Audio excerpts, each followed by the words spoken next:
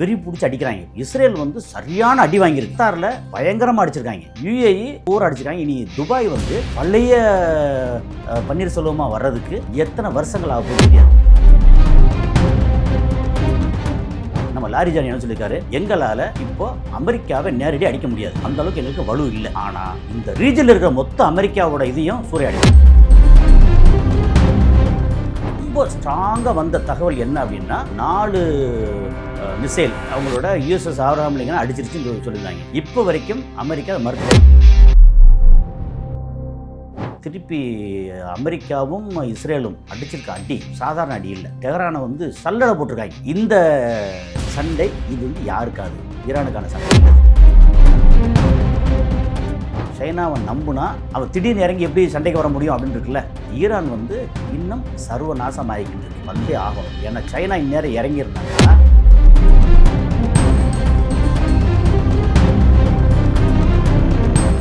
Reflect voice நேயர்களுக்கு வணக்கம். இன்றைய சிறப்பு நேர்காணலில் நாம் சந்திக்கிற சிறப்பு விருந்தினர் அரசியல் சமூக திறனாய்வாளர் கசாலி அவர்களை வரவேற்று நினைச்சுக்கொள் சார். வணக்கம். வணக்கம் சார்.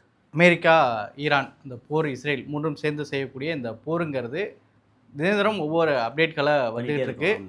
நம்ம அதாவது எடுக்கும்போது ஒன்றா இருக்கு, நம்ம போடும்போது ஒன்றா, அந்த அளவுக்கு மிக விரைவாக எல்லாமே நடந்துகிட்டு இருக்கு, அப்டேட் ஆகிட்டே இருக்கு. ஆமாம், இப்போ மிக கோரமான முகத்தில் ஈரான் திருப்பி அடிக்கிற மாதிரியான செய்திகள்லாம் வந்துகிட்டு இருக்கு. இப்போ என்ன நடந்துட்டு இருக்கு? அடிக்கிறாங்க.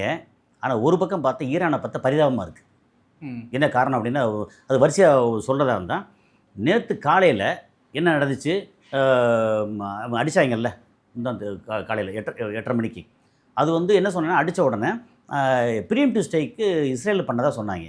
இப்போ கடைசியாக பார்த்த என்ன டேட்டா வருது அப்படின்னா, அமெரிக்காவிலேருந்து B2 பாம்பர்ஸ் கிளம்பி வந்து அவங்களுக்கு வந்து அதை ஃபியூவலை ஃபீட் பண்ணுறதுக்கு எக்கச்சக்கமான KC-135 அங்கங்கே நிறுத்தி வச்சு ஃபியூவல்லாம் போட்டு இங்கே வந்து இவரோட மூமெண்ட்டை ஃபுல்லாக வந்து கண்காணிச்சிட்டே இருந்திருக்காங்க. வாரக்கணக்காக மாதக்கணக்காக கண்காணிக்கனா ஒன்று வந்து அங்கே இருக்கிற இவங்க ஆட்கள் கூட இருக்கிற ஆட்களே வந்து ஏஜெண்டாக இருக்கணும், அல்லது அவன் யூஸ் பண்ணுற ஏதாவது பொருட்கள் இருக்குல்ல அதில் வந்து GPS கருவி ஏதாவது வச்சுருந்துருக்கணும். ஆனால் ஒரு இது கேள்விப்பட்டது, அது கரெக்டானு கூட தெரியல எனக்கு. அது வந்து இப்போ உறுதிப்படுத்தப்படாத தகவல் தான். அவர் ட்ரெஸ்ஸு போடுவார்ல, ட்ரெஸ்ஸில் உள்ள பட்டன்லேயே அந்த மாதிரி GPS கருவி இருந்துன்னு சொல்கிறாங்க.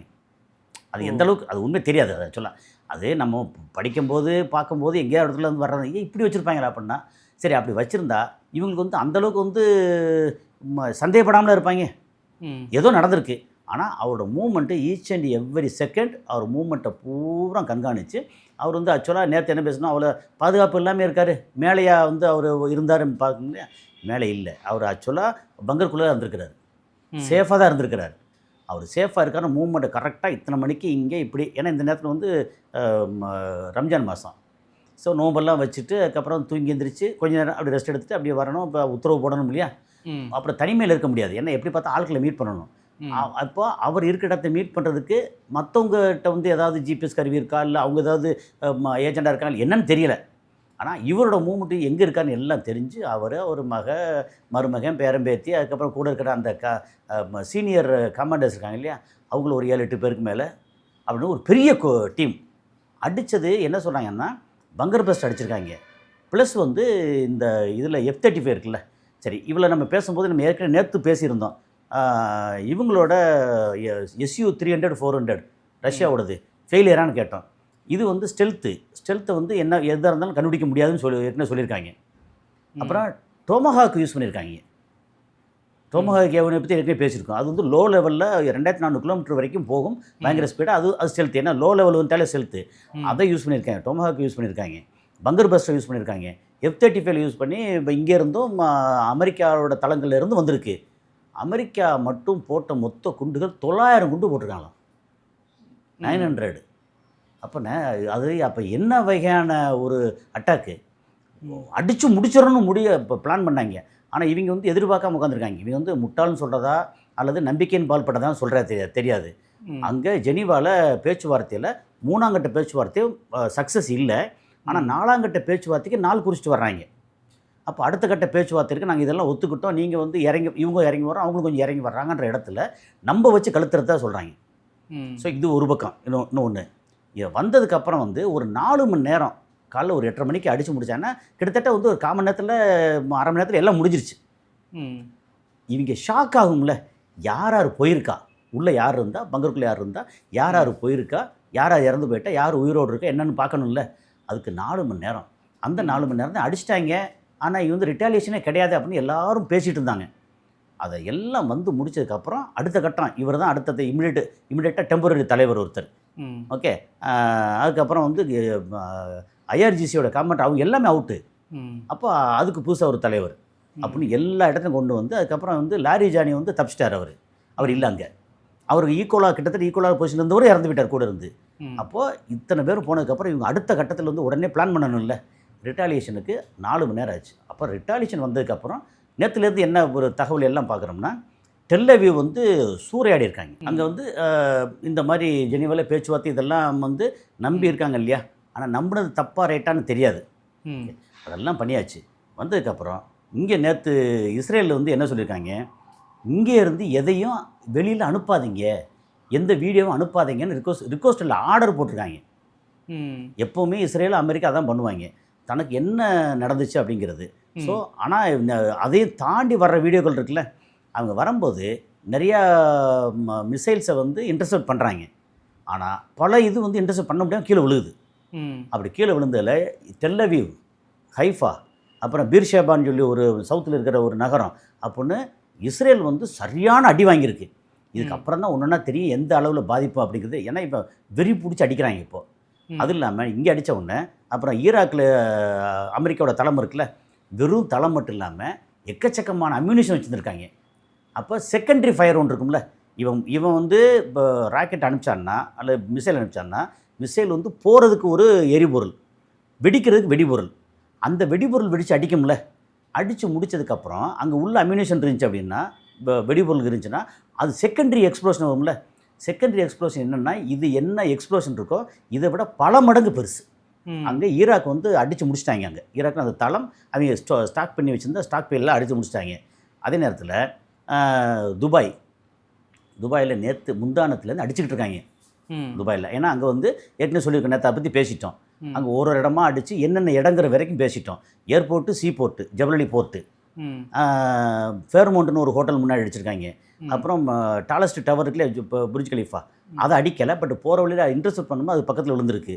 அது போக வந்து உலகத்திலே வந்து number 1 7 star hotel Burj Al Arab, அதுலேயே விழுந்திருக்கு. அதில் அதை அடிக்கிறது அதுலேயே விழுந்திருக்கு. அது போக ஒரு ட்ரோன் பாம் ஜுமேராவில். ஆனால் என்னென்ன பாம் ஜுமேராவில் அந்த ட்ரோன் விழுந்ததுன்னா, அந்த விழுந்த இடம் யார் அப்படின்னா அமெரிக்காவோட ஏஜென்ட் அங்கே இருந்திருக்கானாங்க. ஸோ இதெல்லாம் தேடி அடிச்சிருக்காங்க. பஹ்ரைன் வந்து 30 அமேசான் இதெல்லாம் அடிச்சிருக்காங்க. இன்றைக்கி அடிச்சிருக்காங்க. இன்றைக்கி வந்து அமேசான், அந்த க்ளவுடு, இது ஏன்னா அமெரிக்காவோட இதெல்லாம் தேடி அடிக்கிறாங்க. அப்போ என்ன டவுட்னா, மக்கள் வசிக்கிறத அடிக்க மாட்டாங்களே அப்படின்னா, இல்லை நான் மக்கள் அடிக்கலை, நீ அமெரிக்கா வந்து கூட்டு வச்சு கொலாவுனேன்னா அமெரிக்காக்காரனை அடிப்பேன் நான். பஹ்ரைனில் அடிக்கப்பட்ட பஹ்ரைனில் வந்து சிஏ ஏஜென்ட்டு, அப்புறம் மொசாடு ஏஜென்ட்டு, எல்லாத்தையும் சிஏஏ மொசாடு இவங்க ஏஜென்ட்டு, அவங்களுக்கான எக்யூப்மெண்ட்டு, அவங்களுக்கான இது எல்லாத்தையும் பிளானிங்கு, அது எல்லாத்தையும் வச்சுருக்காங்க. அதை பூரா தேடி அடிக்கிறாங்க. அப்போ நீ வந்து ஏன் இடம் கொடுக்குற? என்ன அடிக்கிறதுக்கு இடம் கொடுத்தா அந்த இடத்துல அடிப்பேன். அது இடமா இருந்தானா அவன் இடமா இருந்தா. அப்போது இவர் வந்து நம்ம அப்பாஸ் ஆராய்ச்சி என்ன சொல்லியிருக்காரு, அப்பாஸ் ஆராய்ச்சி இல்லை, இவர் நம்ம லாரிஜானி என்ன சொல்லியிருக்காரு, எங்களால் இப்போது அமெரிக்காவை நேரடி அடிக்க முடியாது. அவர் சொன்னது இன்றைக்கி ஸ்டேட்மெண்ட் வந்திருக்கு, எங்களால் அமெரிக்காவை நேரடி அடிக்க முடியாது, அந்தளவுக்கு எங்களுக்கு வலு இல்லை. ஆனால் இந்த ரீஜனில் இருக்கிற மொத்த அமெரிக்காவோட இதையும் சூறையாடிடுவோம் அப்படின்னு சொல்லித்தான் நேற்று ரொம்ப ஸ்ட்ராங்காக வந்த தகவல் என்ன அப்படின்னா, 4 மிசைல் அவங்களோட யூஎஸ்எஸ் ஆப்ரஹாம் லிங்கன் அடிச்சிருச்சுன்னு சொல்லியிருந்தாங்க. இப்போ வரைக்கும் அமெரிக்கா அதை மறுத்துட்டே, சென்காம் இருக்காங்கல்ல, மறுத்துட்டே இருக்காங்க. ஆனால் அடிச்சிருந்தாங்கன்னா அதில் என்ன விளைவுகள் வரும்னு இருக்குல்ல. 5700 பேர் அங்கே மொத்தம் இருக்காங்க. அதில் 90 ஃப்ளைட்டு இது இருக்குது, ஜெட்ஸ் இருக்குது. அதெல்லாம் ரொம்ப பயங்கர எக்ஸ்பென்சிவ் இருக்குது. அவன் அடித்தது வந்து சைடில் அடித்து ஓட்ட விழுந்து கீழே சிங்க் ஆச்சு அப்படின்னா, அந்த தளத்தில் ரன்வேல வந்து ஒன்று அப்படியே முடிஞ்சளவுக்கு கிளம்பி ஓடிடும். ஆனால் ஓடி போனால் எங்கேயா பக்கத்தில் அங்கங்கே பார்க் பண்ணிக்கிறான்னு வச்சுக்கோங்க. சப்போஸ் அடித்தது நேராக வந்து ரன்வேல விழுந்துருந்துச்சுன்னா அது நகரவும் முடியாது. அப்போது மொத்தத்துக்கு வந்து சிங்க் ஆச்சுன்னு வச்சுங்களேன். அவன் அமெரிக்காவில் உள்ள அந்த 5700 பேர்னால் ஒரு சாதாரண ஊழியர்கள் மட்டும் இல்லை, அங்கே பார்த்தா இப்போ இது இயக்கக்கூடிய கேப்டன்ஸாக இருக்கட்டும், இதாக இருக்கட்டும், பைலட்டு, கேப்டன்லாம் ஆரம்பித்து பெரிய பெரிய ஆட்கள் தான் அங்கே எல்லாமே. 5700 குறைஞ்சபட்சம் 3000 பேர் வந்து டாப்பில் இருப்பாங்க. அவங்கள அடித்தாச்சு அப்படின்னா அமெரிக்காவுக்கு இதோட சோழி முடிஞ்சிடும். அப்போ அமெரிக்கா சும்மா இருக்க மாட்டாங்க. எனக்கு தெரிஞ்சு இதை அடிச்சிருந்தாங்கன்னா இந்நேரம் வந்து ஈரான் மேலே அணுகுண்டு போட்டிருப்பாங்க. ஆனால் என்ன சொல்கிறாங்க, இவன் அடிச்சிடோன்றாங்க, 4 அடிச்சிடோன்றாங்க. சென்காம் என்ன சொல்கிறாங்க, இங்கே இந்த பக்கம் வரக்கூட இல்லை அப்படின்றாங்க. அப்புறம் வேறு இடத்துல ஒரு 3 பேர் 8 பேர் அவங்களுடைய இராணுவ வீரர்கள் வந்து இறந்து போயிருக்காங்க சொல்கிறாங்க. ஆனால் இவங்க சொல்ல பூரா பொய். நேற்றுலேருந்து பார்த்தா அடித்த அடியிலேருந்து 300-400 பேர் வந்து இராணுவ வீரர்கள் வந்து அவுட் ஆகிருக்காங்க. அப்புறம் இங்கே என்ன சொல்லியிருக்காங்கன்னா, ஒரு ஒரு ஒரு ஒரு லேடி செத்து போச்சுன்றாங்க இஸ்ரேலில். அவன் அடித்த அடியில் வந்து 7000-8000 பேர் செத்து போயிருக்காங்க. ஆமாம், இதெல்லாம் நடந்துக்கிட்டு இருக்கு. ஆமாம், துபாய் வந்து ஏன் குறி வைக்கிறாங்க, நீ அவனுக்கு பெருசாக இடம் கொடுக்குற. துபாய்ங்கிற நம்ம ஏற்கனவே என்ன சொல்லியிருக்கோம், அவங்க வந்து இஸ்லாம் பெயர் தாங்கி யூதர்கள் அவங்க. அப்படி தான் கேள்விப்பட்டு சொல்கிறது எல்லாமே. அப்போது அவனை திருப்பி அடிக்கணும், நீ எனக்கு எதிராக நீ பண்ணேன்னா உன்னை சும்மா விடுவானா அப்படின்னு. இது எத்தனையிலையும் வந்து ஓமானை மட்டும் அவன் டச் பண்ணவே இல்லை. இப்போ அடுத்த சுப்ரீம் லீடராக வந்து ஒரு பேர் அடிப்படுது, யார் அவர்? நேற்று வந்து இம்மிடியேட்டாக வந்து என்ன பண்ணேன்னா, அந்த இடைக்கால சுப்ரீம் லீடராக போடுவாங்கல்ல, அவர் வந்து அலிரசா அரபி நேற்றே நியமிச்சிட்டாங்க. அவர் வந்து பெரிய ஸ்காலர், பெரிய படிப்பாளி. அப்புறம் இமாம், தொழு வைக்கிறவர். தொழு வைக்கிற மட்டும் இல்லை, பெரிய பிரீச் கொடுத்து எப்படின்னா அங்கே வந்து ஆட்சியாளர் வந்து பெரிய சுப்ரீம் லீடர் வந்து இமாமாக இருப்பாங்க. ஓகே, இவர் இமாம். இவரோட அப்பா எப்படின்னா, அந்த 79-89 வந்து கொமேனி ஒருத்தர் இருந்தார்ல, அவர் கூட ரொம்ப நெருக்கமாக இருந்து இமாம் அவங்க அப்பாவும். ஸோ அந்த வாரிசு இவர் வந்து இன்றைக்கி டிஃபேக்டோ சுப்ரீம் லீடர். ஆனால் அடுத்து இந்த பிரச்சனைலாம் முடிஞ்சதுக்கப்புறம் இவரே கண்டினியூ பண்ண போகிறாரா, அல்லது நம்ம அயத்துல் அலி கமேனி இருக்கார்ல, கமேனியோட 2வது மகன் முஜ்தபா கமேனி, அவர் பேர் அடிபட்டுருக்கு. அவர் வர போகிறான்னு தெரில. யார் வந்தாலுமே இன்றைக்கி ஈரான் வந்து இன்னும் சர்வநாசமாகிக்கிட்டு இருக்கு. ஏன்னா நேற்று திருப்பி அமெரிக்காவும் இஸ்ரேலும் அடிச்சிருக்க அடி சாதாரண அடி இல்லை. டெஹரானை வந்து சல்லடை போட்டிருக்காங்க. ஏன்னா அங்கே அடிக்கும்போது, இஸ்ரேலில் அடிக்கும்போதோ இல்லை யுஏஇ அடிக்கும்போதோ, குவைத்து கத்தார் அடிக்கும்போதோ அவங்க வந்து ரிட்டாலியேட் பண்ணுறாங்களே, திரும்ப வந்து இன்டர்செப்ட் பண்ணுறாங்கல்ல, அந்த இன்டர்செப்ஷன் வந்து இங்கே காணும். அப்போ எங்கே போச்சு, நீங்கள் என்ன தான் பண்ணால் இன்டர்செப்ஷன் வேணும்ல, இல்லை. அப்போது ரஷ்யாவோட SU-300 400 சரியில்லையா, அல்லது அதையும் மீறின பலத்தோடு அவங்க இருக்காங்களா, இவங்க அனுப்பும்போது இன்டர்செப்ட் பண்ணுறாங்க. பண்ணிவிட்டு அதில் வந்து 80% இன்டர்செப்ட் பண்ணிடுறாங்க, 20% கீழே விழுந்துருது. அங்கேயும் அழிவு நாசம் ரொம்ப. ஆனால் இங்கே பார்த்தீங்கன்னா அவன் அனுப்புறது பூரா இங்கே கீழே விழுந்துருது. இவங்க அனுப்புறதில்ல, முக்கால்வாசி வந்து இன்டர்செப்ட் பண்ணிடுறாங்க.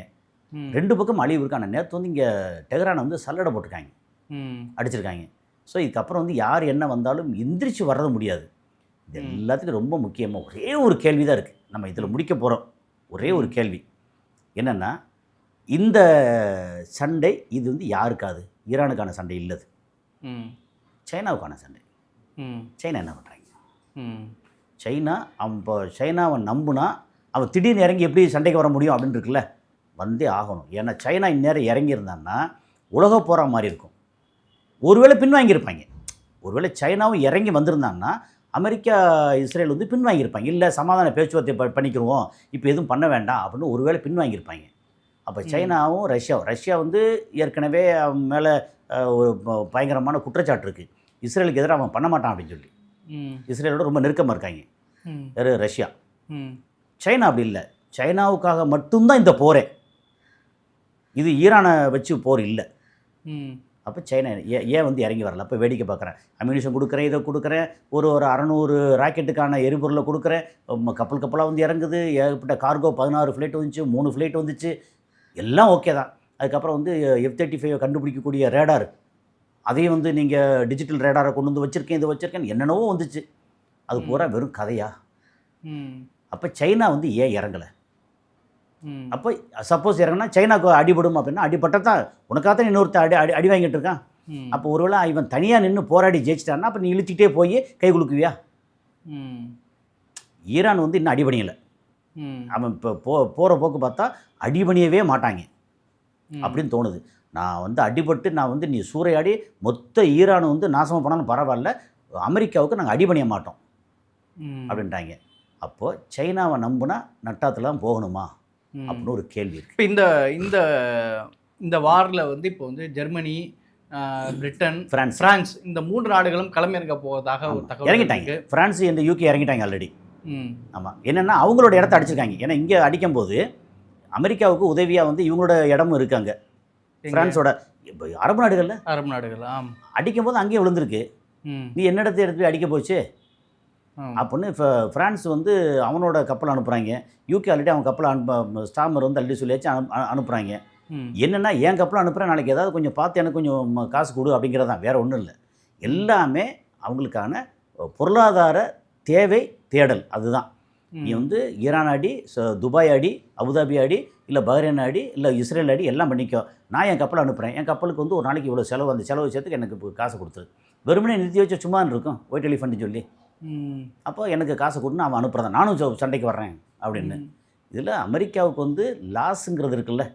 இப்படி சும்மா சின்னதாக கணக்கு போட்டு பார்த்தீங்கன்னா, அங்கே ஈராக்கில் அவன் அடிச்சிருக்க அடி, ஈரான் அடிச்சிருக்க அடி. ஈரானுக்கு லாஸுங்கிறது சாதாரண லாஸ் இல்லை. அவன் எப்படி செஞ்சு வச்சது பூரா வந்து இப்போ ரெடி பண்ணி வச்ச பூரா அடிச்சிருக்காங்க. அங்கே அம்யூனிஷன் பூரா அடிச்சிட்டாங்க. அப்போ ஈராக்லேருந்து கிளம்பி வர முடியாது. கத்தாரில் பயங்கரமாக அடிச்சிருக்காங்க. ஸோ கத்தார் வந்து பெருசாக யூஸ் ஆகாது இப்போது. யுஏஇ உள்ளே வந்து பெருசாக அடிக்கலை, அவனுடைய ஏர்பேஸில் அடிக்கலை. இப்படி கத்தாரில் ஏர்பேஸில் அடிச்சிருக்காங்க. ஓகே, இங்கே அடிக்கலை. ஆனால் மற்ற இடங்களை பூரா அடிச்சிருக்காங்க. இனி துபாய் வந்து பழைய பன்னீர்செல்வமாக வர்றதுக்கு எத்தனை வருஷங்கள் ஆகும்னு தெரியாது. நம்பர் 1 வந்து என்னென்னா டூரிஸ்ட் வரும். இப்போ டூரிஸ்ட் வரமாட்டாங்க. ஒரு 2 மாதம் 3 மாதம் 4 மாதம் அதை கழித்து டூரிஸ்ட் வர ஆரம்பிக்கலாம். ஆனால் இதை துபாயை நம்பி இன்வெஸ்ட்மெண்ட்டும் ஒன்று இருக்குல்ல. அந்த இன்வெஸ்ட்மெண்ட் எப்போ வரலாம்? ஈரான் வந்து மொத்தத்துக்கு சரண்டர் ஆகி அமெரிக்காவோட அடிமையாக அவன் வந்துட்டான்னா இந்த ரீஜன் பூரா வந்து அவன் இதில் ஓகே அப்படின்னு டெவலப் ஆகும். இல்லை அவன் அடிமையாக மாறலை, திரும்ப சண்டை போட்டே இருக்கான்னா துபாய்க்கு இன்வெஸ்ட்மெண்ட் வரவே வராது. இன்வெஸ்ட்மெண்ட் வந்தால் தான் துபாய்க்கு. ஸோ துபாயோட பொருளாதாரம் இப்போ வந்து இன்றைக்கி நாளைக்கு மறுநாள் 3 நாளைக்கு வந்து அவனோட இது இருக்கு இல்லையா, ஷேர் மார்க்கெட்டு, அதை க்ளோஸ் பண்ணி வச்சுருக்காங்க தெரியுமில்ல. ஏன்னா எல்லாம் விட்ரா பண்ணுறாங்களாம். விட்ரா பண்ணால் மொத்தத்துக்கு ஷேர் மார்க்கெட்டில் இருக்கிற பூரா விட்ரா பண்ணி க்ளோஸ் பண்ணிடுவாங்க. அப்போ யுஏஇயோட மொத்த பொருளாதாரம் டம்னு கீழே வந்துடும். இப்போ க்ளோஸ் பண்ணி வச்சுருக்காங்க. 3 நாளைக்கு அப்புறமும் இது கன்னியூ ஆக போது என்னது, ஏன்னா ஒரு கட்டத்துக்கு மேலே க்ளோஸ் பண்ணி வைக்க முடியாது. ஸோ பொருளாதார ரீதியாக அரபு நாடுகள் அது இவங்களுக்கு ஹெல்ப் பண்ணுறதுக்காக அரபு நாடுகள் பெருசாக இதை சந்திக்கிறாங்க. இந்த இதில் பிரச்சனையை பெருசாக சந்திக்காத அரபு நாடு எடுத்தாச்சுன்னா ஓமான், ஏன்னா மத்தியஸ்தம் பண்ணதுனால. அப்புறம் சவுதியிலையும் பெருசாக அடிக்கலை. அடிபட்டது வந்து கத்தாரு, அப்புறம் ஜோர்டான்லேயும் பெருசாக அடித்த மாதிரி தெரியல. ஓகே, கத்தாரு, பஹ்ரைனு, இவங்க வந்து யுஏஇ. ஓகே, இந்த 3 தான் பெருசாக அடி வாங்கியிருக்காங்க. அது போக மற்ற 27 சைட்டு மொத்தத்துக்கு அங்கங்கே அடிச்சிருக்காங்க, பெருசாக இல்லை. இந்த பெருசாக அடி வாங்கினது இந்த 3. என்னென்னா ஈரான் எதிர்காலம் கேள்விக்குறி. அதே அளவுக்கு கொஞ்சம் கூட குறையாமல் இஸ்ரேல் எதிர்காலமும் கேள்விக்குறி. ஏன்னா இஸ்ரேல் வந்து சரியான அடி வாங்கியிருக்காங்க. அவன் எந்திரிச்சு வரணும்ல, எல்லாத்தையும் இப்போ சரி பண்ணி எல்லாம் சரியாக வரணும்ல. அப்போ இஸ்ரேல் நம்பி அவனுடைய இதை நம்பி ஆயுதங்களையோ அல்லது சாஃப்ட்வேரையோ அல்லது மெடிசனையோ அல்லது டூரிஸ்ட் போகிறதுக்கோ அவனுக்கு வருமானம் வரணும்ல. ஆமாம், இப்போ வந்து திரும்ப அமெரிக்காவை மிரட்டி வந்து காசு வாங்கன்னா அமெரிக்கா பிச்சை எடுத்துட்டுருக்காங்களே. ஆனால் ஒருவேளை இவன் சரண்டர் ஆகிட்டான்னா சைனா கீழே இறங்கிடும். இதுக்கப்புறம் வந்து ஒன்லி டாலர் தான் உலகத்தாகும். ஈரான், அமெரிக்கா, இஸ்ரேல் இந்த 3மான போருங்கிறது உச்சகட்டத்தை அமைஞ்சிருக்குது. இதுக்கு பிறகு வந்திருக்கக்கூடிய சுப்ரீம் லீடரும் நான் அடிப்பணிய மாட்டேன், பேச்சுவார்த்தைகள்லாம் நாங்கள் எங்களுடைய தலைவரை கூடுறதுக்கு பதில் கொடுக்காமல் இருக்க மாட்டோம், அதுக்கு விலை கொடுக்காமல் இருக்க மாட்டோம்னு சொல்லி அவர் இன்னும் ரியாக்ட் தான் பண்ணுறாரு. இது இது ஒரு சுமூக முடிவை நோக்கி போகுமா, அடுத்த கட்ட பேச்சுவார்த்தைகள் வருமா, இன்னும் மோசமான நிலைகள் நோக்கி? 2 பேரும் பேசுனது ஒன்று. அப்பாஸ் அராக்சி என்ன சொல்லியிருக்காரு, நாங்கள் பேச்சுவார்த்தைக்கு தயார். ஓகே, ஆனால் அமெரிக்காவை நம்பலை. இவர் என்ன சொல்லியிருக்காரு, லாரி ஜானி இருக்கார்ல, அந்த டிஃபெக்டோ சுப்ரீம் லீடர் இப்போ வரைக்கும் ஒன்றும் ஸ்டேட்மெண்ட் ஒன்றே காணும். ஆனால் அதுக்கு அடுத்த லெவலில் டாப்பில் இருக்கார்ல லாரிஜானி, அலி லாரிஜானி, அவர் சொல்லியிருக்காரு வந்து நோ மோர் டாக்ஸ். இல்லை, இது என்ன நடக்க போகுதுன்றதை அடுத்த தேர்தலை பார்ப்போம். நிகழ்ச்சி பங்கேற்று கருத்துக்கு நேரத்துக்கு மிக நன்றி.